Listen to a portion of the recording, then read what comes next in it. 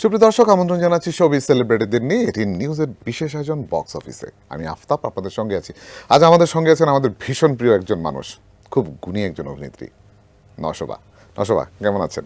খুব ভালো আছি আফতাব ভাই, কতদিন পর আবার একদম আড্ডা। একদম ভাল লাগছে, কারণ নশোবা, আমরা যে নশোবাকে আসলেই চিনি যে খুব প্রাণোচ্ছল, খুব চটপটে, খুব কি বলে, এক মানে কথায় খুব দুষ্টু। ক্রিস্পি একটা মেয়েকে আমরা চিনি। কিন্তু আমি যদি ভুল না করি যে আমরা সেই প্রাণোচ্ছল নশোবাটাকে না অনেক দিন মিস করি স্ক্রিনে। মানে এটা কি কারণ, মানে স্ক্রিনে একটু কম আসা যাওয়া আসলে কেন? স্ক্রিনে তো আমি সব বরাবরই আসতে চাই। একটু আগেও আপনাকে আমি বলছিলাম যে মিডিয়া আমাকে ছেড়ে দিলেও আমি মিডিয়াকে ছাড়ি না, কারণ দর্শক হচ্ছে আমাকে চাইবে, সেটা আমার অধিকার। দর্শকের জন্য আমি কাজ করব, এটা একান্তই একজন শিল্পীর অধিকারের মধ্যে পড়ে। তো আমি যতই অবস্টেকলের ভিতরে গেছি না কেন, ততই আমি অন্য কোনো একটা দুয়ার খোলার চেষ্টা করেছি। অভিনয় করতে পারিনি, তখন থিয়েটার করেছি। থিয়েটার করতে পারিনি, থিয়েটার দল তৈরি করেছি, পাপেট করেছি। হ্যাঁ, তো কোনো না কোনোভাবে চেষ্টা করেই যাচ্ছি। তো মোট কথা হচ্ছে, শিল্পী হিসেবে জন্মেছি, শিল্পী হিসেবে মৃত্যুবরণটা করতে চাই। মাঝে মাঝে কি মানে কষ্ট হয় যে না, আমার খুব কষ্ট হচ্ছে যে এই স্ট্রাগলটা তো আমার করার কথা ছিল না, ও অন্য 8-10টা অভিনেতা অভিনেত্রীর থেকে আমার যোগ্যতার জায়গাটা আসলে কম নয়, তা কেন আমাকে কেন এরকম স্ট্রাগলটা আসলে ফেস করতে এটা হচ্ছে? না, একটা সময় মনে হতো, একেবারেই এটা মানে আমি স্বীকার করি যে একটা সময় মনে হতো, মন খারাপ হতো, কিন্তু এখন আর সেটা মনে হয় না। কারণ আমার কাছে মনে হয় যে আমি যত বেশি জানছি, স্ট্রাগল আসলে প্রত্যেকটা মানুষের আছে। আপনি অ্যাজ এ জার্নালিস্ট, আপনার এক ধরনের স্ট্রাগল অবশ্যই আছে। অবশ্যই। তো মানে আমি পৃথিবীতে এতটুকু বুঝি যে স্ট্রাগলবিহীন কেউ নেই। অবশ্যই। সো আমার স্ট্রাগলটা হয়তোবা মানে একটু বেশি 360 ডিগ্রি ধরে একদম on screen struggle. On screen off screen সবই, বাট স্টিল আমি আল্লাহর কাছে শুকরিয়া আদায় করি যে আমি সম্মান নিয়ে বেঁচে আছি। এটা আসলে নশোবা, আমরা যদি একটু হালকা করে একটু বলতে চাই যে নশোবা, মানে তোমার এই আজকে নশোবা হয়ে ওঠার পিছনে তোমার বাবার অবদান অনেক বেশি। আঙ্কেল অনেক বেশি প্যাট্রোনাইজ করেছে তোমার অভিনয়, কিন্তু একটা সময় আঙ্কেল নাকি তোমাকে বলছিল যে না নশোবা, তুমি আর অভিনয়ে যাবা না। হ্যাঁ, অনেকবারই বলেছেন। যতবার আমাকে স্ট্রাগল করতে দেখেছেন, 18-র পর তো বলেছিলেনই যে তুমি আর কখনোই যেও না। ইভেন মানে আমাকে যেভাবে, যে ধরনের ভয়ের মধ্যে ছিলাম, হ্যাঁ। কোনো বাবা মাই নিশ্চয়ই চাইবে না যে তার মেয়ে আরেকবার আগুনের দিকে হেঁটে যাক। কিন্তু আমি তাকে একটা চিঠি লিখেছিলাম যে আমি অভিনয় করতে না পারলে হয়তোবা মানে মানসিকভাবে হয়তোবা মৃত্যু হয়ে যাবে আমার। এবং মোট কথা হচ্ছে, শিল্পী হিসেবেই আমার আমি মনে করি যে আমার মৃত্যুটা হওয়া উচিত। তো এই ভেতরের ডাকটা আমি অনেক আগেই পেয়েছিলাম। অনেক ছোটবেলায় আমি বুঝতে পেরেছিলাম যে ছবি আঁকা, গান, নাচ, অভিনয়, নির্দেশনা, থিয়েটার, এইটাকে ঘিরেই আমি বেঁচে থাকবো, ভালো থাকবো, সুখে থাকবো। মানে এটাই আমার আত্মার খোরাক। তো উনি যেহেতু আমাকে ভালোবাসেন এবং উনি সবসময় চেয়েছেন, কারণ আমার ফ্যামিলিতে কিন্তু একেবারে খুবই মানে কনজারভেটিভ ফ্যামিলি। একদম একদম। সেইখানে একটা মেয়ে চারুকলায় পড়ছে, পাপেট করছে, থিয়েটার করছে, নৃত্য করছে, সঙ্গীত করছে, তার উপরে আবার সিনেমায় অভিনয় করছে, এফডিসির মতো সিনেমায় যাওয়ার চেষ্টা করছে। তো এটা আসলেই মানে একটা শকিং ব্যাপার আমার মতো ফ্যামিলির জন্য। তো একমাত্র আমার বাবা ব্যতীত আমি কাউকে কখনো দেখিনি। উনি একাই ফাইট করে গেছেন আর কি। এখন উনি নেই, তো আমার ফাইটটা এখন আরেকটু বেশি, কারণ আমাকে বোঝার জায়গাটা আরেকজন অবশ্য আছে, আমার মেয়ে। তার ইন্সপিরেশন, মানে আমার বাবার জায়গাটা প্রবাবলি আমার মেয়ে নিয়ে নিয়েছে। মানে এটা আসলে হয় যে আল্লাহ আসলে ওই শূন্য স্থানগুলো আসলে হ্যাঁ, কখনো exactly. রাখে না। একটা স্ট্রাগলের মুহূর্ত আমরা যেটা বলছিলাম যে নশোবা, আমরা দেখেছি যে তুমি পার করে এসেছো অনেকটা সময়, প্রায় 1 বছরের মতো তুমি অফ স্ক্রিনে একদম ছিলে, একটা বড় ধরনের ঘটনার কারণে তোমার যে ঝামেলাটা হয়েছিল।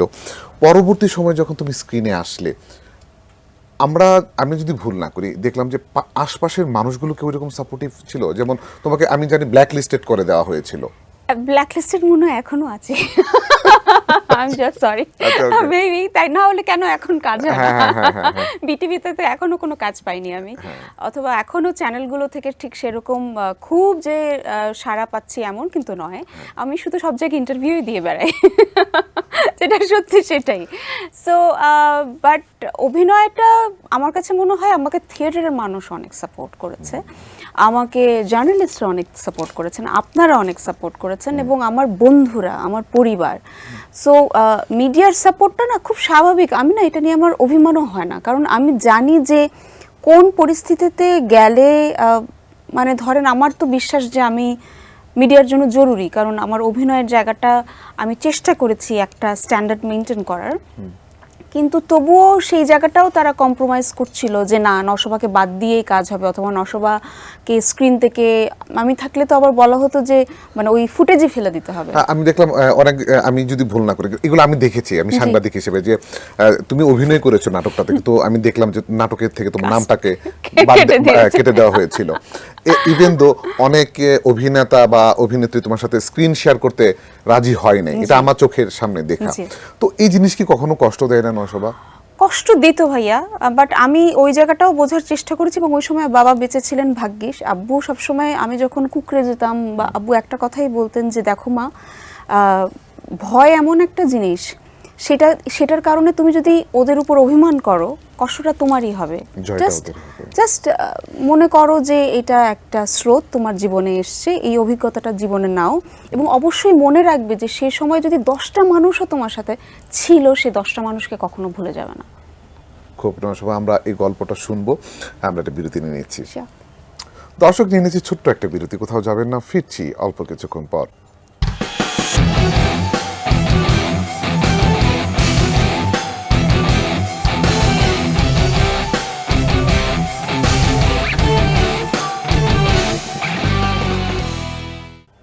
দর্শক, ফিরে এলাম ছোট্ট একটা বিরতির পর। আমাদের সঙ্গে আছেন নশোবা। নশোবা, একটু কাজের বিষয়ে আসি। আমরা নারী নামের একটা শর্ট ফিল্মের দুর্দান্ত কিছু ট্রেলার দেখলাম, তোমার অ্যাকশন যে মুডগুলো দেখলাম, এই নশোবাকে আমরা কখনো দেখিনি। Thank you. একটু যদি নারীটা নিয়ে একটু বলতেন। আমি আসলে কিন্তু অ্যাকশনের অল্প একটু বিস্তর জানি, হচ্ছে একদমই 2018-এর আগে আমি একটা ছোট্ট কোর্স করেছিলাম, সেটা আমি করেছিলাম অ্যাকচুয়ালি 7 ভাই চম্পার জন্য। তো ওখানে আমার একটা চরিত্র ছিল যে ওয়ারিয়র প্রিন্সেস, তো আমি ঘোড়া চালাই, তলোয়ারবাজি করি। তো আমার কাছে মনে হচ্ছিল না জেনে ওই মানে শরীরে ওই ধারটা যাতে থাকে আমার চাহনিতে, আমার অঙ্গভঙ্গিতে, মানে শারীরিক অভিনয়টা যাতে ঠিকঠাক হয়। তো সেই কারণেই কিন্তু আমি ঘোড়া চালানো, তলোয়ারবাজি, এক ধরনের ট্রেনিংয়ের ভিতরে এডওয়ার্ড গোমেজ যে, ওর সাথে চেষ্টা করেছি, কিন্তু সেটা আমি আর কোথাও স্ক্রিনে দেখানোর সুযোগ পাইনি। 18-র পর তো আমাকে তো আমি এত বছর ধরে শুধু ওয়েট করছি, আচ্ছা আমি যেগুলো শিখলাম আমি কোথায় দেখাবো, কি করব। তো ভাগ্যিস অগাস্টের পরপরই মানে আমাদের এডওয়ার্ড গোমেজ এবং ট্যাকটিক্যাল কার্ভ মাগা, ওখানে খসরু পারভেজ নামে একজন, উনি আমাদের গুরু, উনি আমাকে হঠাৎ করেই বললেন যে নশোবা, আমি এই যে চারপাশে এত রেপ হচ্ছে, মেয়েদের উপরে এত ধরনের অবিচার হচ্ছে, শুধু যে মেয়েরাই যে শুধুমাত্র মানে দৈহিক অবিচারের হয় আমি ব্যাপারটা তা নয়, ছেলেরাও কিন্তু হয়, বাট স্টিল মেয়েদের উপর বেশি হয়। তো চলো আমরা একটা কাজ করি একসাথে। আর ট্যাকটিক্যাল কার্ভ মাগার সাথে টুগেদার উই ক্যান, মানে আমাদের যে সংগঠন, মানে আমাদের বন্ধুদের যে সংগঠন, সেটাও একটা মানে বড় জার্নি আছে, সেটা পরে বলছি। সো নারীটা এই কারণটাই করা, এবং যখন আমি স্ক্রিপ্টটা পড়েছি, এটা বাবু ভাইয়ের লেখা, সো স্ক্রিপ্টটা পড়ার পরেই আমার কাছে মনে হয়েছে না, এটা আমাকে করতেই হবে। মানে একজন শিল্পীর তো শুধুমাত্র নিজের শিল্পবোধের বাইরেও কিছু সামাজিক দায়িত্ব রয়েছে। সো এই যে সেলফ প্রোটেকশনটা, এবং এটা যদি আসলেই আমরা, মানে এটা না মানে খুব কঠিন কোনো বিষয় না, এটা কিছু টেকনিক যদি সত্যি সবাই জানে, তাহলে কিন্তু এত মানে নিজের উপর একটা কনফিডেন্স থাকে যে যে কোনো পরিস্থিতিতে হয়তোবা আমি একদম মানে কি বলবো, তামিল সিনেমার মতো মেরে উড়িয়ে দিতে পারবো না, বাট স্টিল নিজেকে প্রোটেক্ট করতে পারবো। এটার কিছুটা ঝলক আমি ফেসবুকে দেখেছি যে ট্রেনিং এটা আসলে কি কারণে? এই সিনেমার জন্যই, এই সিনেমার জন্যই আমি ট্রেনিং করেছি।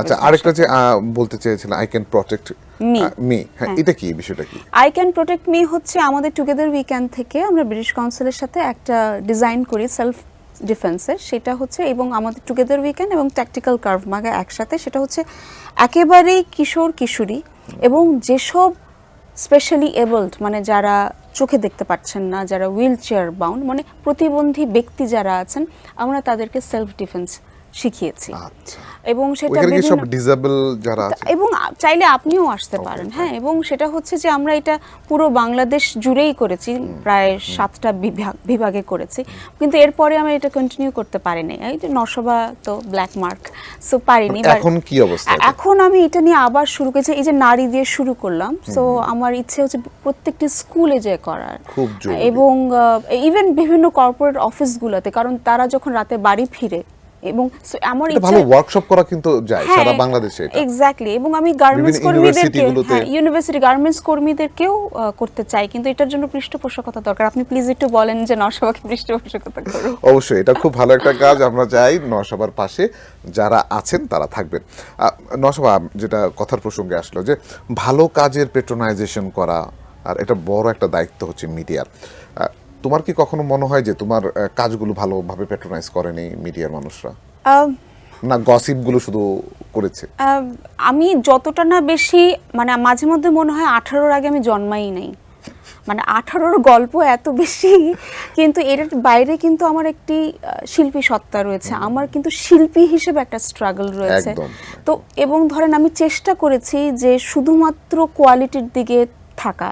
আমার দেখেন, অর্থনৈতিক ব্যাপারটা তো সবারই দরকার, সচ্ছলতা সবাই চায়, কিন্তু সেই জায়গাটাতেও মাথায় রেখে আমি চেষ্টা করে গেছি যে শুধুমাত্র মানটার দিকে, ওইটাকে কিন্তু ঠিক তেমনভাবে আমি পাইনি। যেমন ধরেন অন্তরা, আমি বলছি না যে খুব ভালো একটি কাজ হয়েছে, কিন্তু প্রোডাকশন ওয়াইজ এটা খুবই একটি ভালো কাজ, কিন্তু ঠিক সেরকম ভাবে কিন্তু আমরা মিডিয়াতে সেই রকম মানে দেখি না। আমি যেমন ধরেন বাইরের থেকে মানুষ ওটা দেখে আমাকে বলছে এটা খুব ভালো হয়েছে, আফজাল আঙ্কেল বলছেন, মানে আমরা যারা দেখেছি তারাও বলতেছে যে কাজটা হ্যাঁ, আসলে অনেক ভালো হয়েছে। হ্যাঁ, তো মানে আমার মা একজন খুবই সাধারণ দর্শক, উনি দেখে ইভেন বলছে যে অনেক দিন পর একটা নারী কেন্দ্রিক গল্প, এত ইন্টারেস্টিং। সো আমার কাছে এটা ভীষণ অবাক লাগে যে আমরা কেন ভিউয়ের পিছে দৌড়াই সব সময়, কিছু কিছু সময় তো ভালো কাজগুলোকেও প্যাট্রোনাইজ করা উচিত। তো আমি যদি ভুল না করে, যদি ভিউর পিছন দৌড়ানো হতো, বা নরসভা যদি আসলে তার নিজের কেরিয়ার দিকে তাকাতো, সে 18-র পর সে নিশ্চয়ই দেশের বাইরে এজেলাম নিয়ে থাকতে পারতো, বাইরের কান্ট্রিগুলোতে। তোমার কি কখনো মনে হয়েছে যে না, শুধু চলে যায় মিডিয়ার বাইরে গিয়ে? ওই যে আমি আপনাকে বললাম, আমি একেবারে প্রচন্ড জেদি এবং নাছোড়বান্দা। আমার একটাই ছিল যে আমি মাথা নত করে দেশ ছাড়বো না। আমার সবচেয়ে বড় কথা, একটা পর্যায়ে এমনও হতো যে বাবাকে এত কষ্টে দেখছি, নিজের সন্তানকে কষ্টে দেখছি, নিজেকে এত কষ্টে দেখছি, কিন্তু আমার ভেতরের কোনো একটা জায়গায় এটা ছিল, আমার বিশ্বাস ছিল যে আমি দেশের মানুষকে বোঝাতে পারবো যে না, আমি টাকার কাছে বিক্রি হই নাই, আমি কোনো রাজনৈতিক প্রেশারে কিছু করি নাই, আমার একান্তই এটা আমার সহমর্মী মন, আমার বোধ আমাকে এই কাজটি করিয়েছিল। এবং দেখেন, আমি আজকে এত জোরালোভাবে বলতে পারছি, যদি আমি অ্যাসালাম নিয়ে চলে যেতাম তাহলে আমি হয়তোবা এই যে এখন যেভাবে অল্প একটু হলেও যে সম্মানটা ফিরে পেয়েছি, সেটা হয়তোবা পেতাম না। না, এটা আমরা আসলে বিশ্বাস করি না সবাই। ওই সময়ের তোমার যে প্রতিবাদী যে সুরটা ছিল, এটা আরো অনেকের করার কথা ছিল, মানে আমরা এক্সপেক্ট করেছিলাম যে অনেকে করবে, সেখান থেকে তুমি করেছো। মাঝে মাঝে হয় না সোশ্যাল এনজাইটি বা সোশ্যাল একটা সিকিউরিটির জায়গা হচ্ছে যে নরসভা সিঙ্গেল মাদার, অনেক সময় যে নরসভা তো পারতো যে আরেকটা বিয়ে করে একটা স্টেবল একটা জায়গা তৈরি করতো। এটা কি মনে হয় না যে নরসভা বিয়েটি? আমার কাছে মনে হয় আই এম নট রেডি, কারণ আমার লাইফে যে এত না, সবার লাইফে স্ট্রাগল থাকে, আমার লাইফে ক্ষতের সংখ্যাটা একটু বেশি। সো আমি ওইটাকে ওভারকামটা আগে করি, তারপরে আরেকটা বিষয় হচ্ছে আমার মেয়ের জায়গাটা খুব বেশি আমার কাছে প্রায়োরিটিতে আছে। সো আমি ওই দিনের অপেক্ষা করি যে ও কবে বলে, অথবা ইভেন ধরেন আমার কাছে এখনো মনে হয় যে আমি আগে একটু দাঁড়াই না, একটু অভিনয়টা করি না, মানে ধরেন শুধুমাত্র পায়ের মধ্যে বেরিয়ে বাঁধতে থাকবো, এটা আসলে আমার কাছে, কারণ আমি আসলে খুব কম সময় পেয়েছি যে মুক্ত মনে আমি বাংলাদেশে বাঁচতে পেরেছি। তো আমার এখন বিয়ে করাটাকে তুমি মনে করতেছো যে একটা বেরি? না, সেটা বেরিয়ার ভাবছি না, কিন্তু এই মুহূর্তে আমি একান্তই শুধুমাত্র একজন অভিনেত্রী, একজন মানে আমি শিল্পী হিসেবে আগে বাঁচতে চাই। নরসভা, গল্প করবো, ছোট্ট একটা বিরতি নিয়ে নিচ্ছি। দর্শক, নিয়ে নিচ্ছি আরো একটি ছোট্ট বিরতি, কোথাও যাবেন না, ফিরছি অল্প কিছুক্ষণ পর।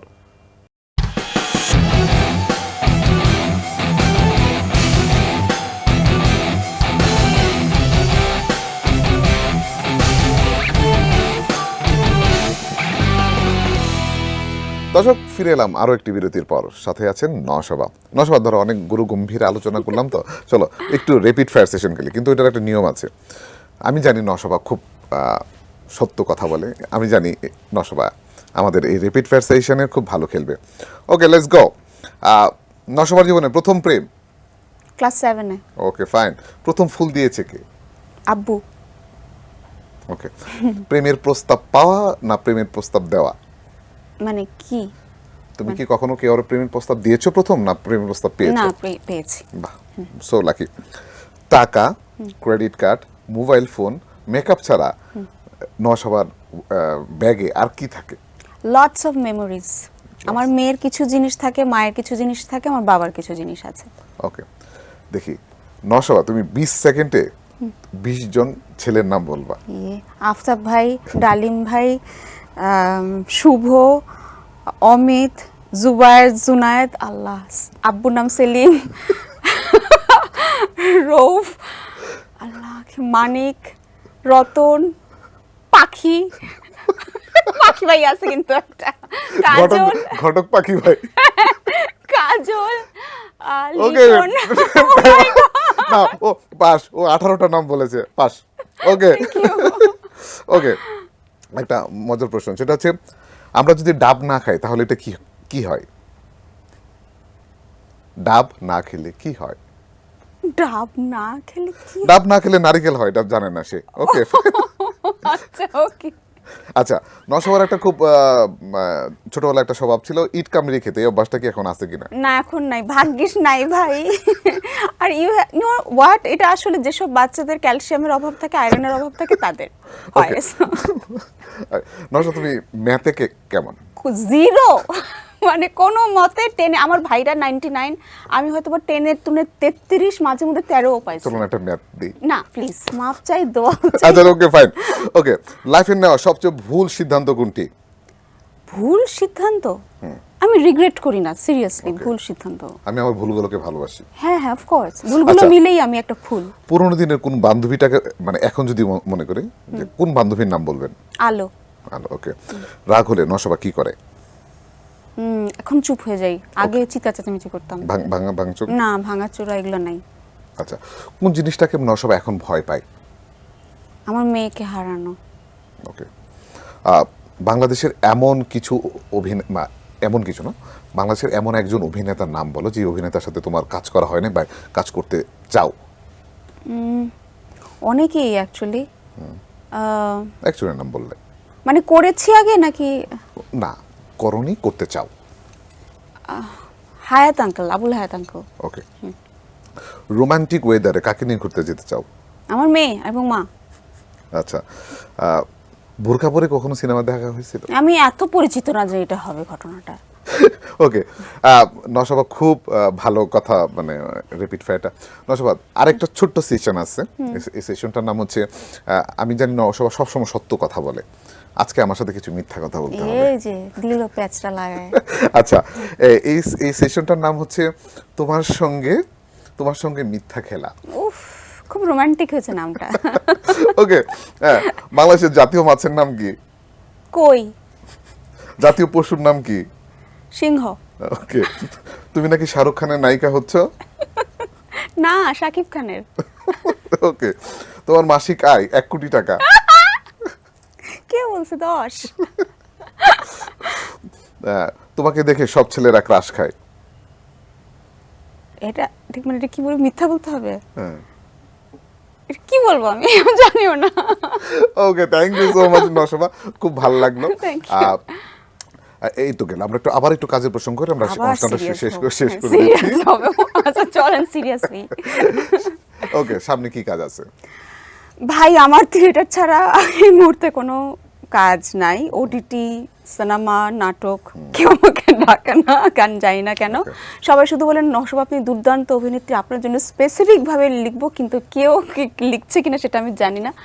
স্পেশালি এখন কাজও কম হচ্ছে, বাট থিয়েটারে অনেক ডাক পাচ্ছি, অনেক অনেক ডাক পাচ্ছি, এবং আমি থিয়েটারটা আলটিমেট তো ধরো যেটা বললে যে আমার তো আসলে দিন শেষে বেঁচে থাকতে হবে, আমার আর্নিং লাগবে, এই আর্নিং এর জন্য তো আসলে থিয়েটারটাকে মানুষ এখন পুঁজি করা চিন্তাই করা যাচ্ছে না। এবং সেক্ষেত্রে প্রফেশনাল থিয়েটার তো বলে, মানে আমাদের সেই কবে থেকে স্বপ্ন যে আমরা একটা প্রফেশনাল থিয়েটার করব, এবং প্রফেশনাল থিয়েটার হলে আমি মনে করি বাংলাদেশের অর্ধেক আর্টিস্ট প্রচণ্ড মানসিকভাবে শান্তিতে থাকতো। তো সেই মানসিক যে অশান্তিটা, এবং ধরেন নিজেকে মাঝে মধ্যে এখন মনে হয় যাচ্ছে ঠিক আছে যা কাজের অফার আসবে করে ফেলবো, কিন্তু আবারও নিজেকে সে ধরে রাখা যে না, নিজেকে সম্ভব হয় নিজের না। স্ট্যান্ডার্ড নিজে নামানো যাবে না। এটা যে কি স্ট্রাগল ভাইয়া, এটা আসলে আমার মনে হয় প্রত্যেকজন এই মুহূর্তে বেশিরভাগ আর্টিস্টই সেম জিনিস ফিল করছেন এবং সেটার ভিতর দিয়ে যাচ্ছেন। আচ্ছা, আমরা এই র্যাপিড ফায়ার সেশন একটা বলেছিল যে আমি আমার ভুলগুলোকে আসলে আমি কোনো সময় রিগ্রেট করিনি।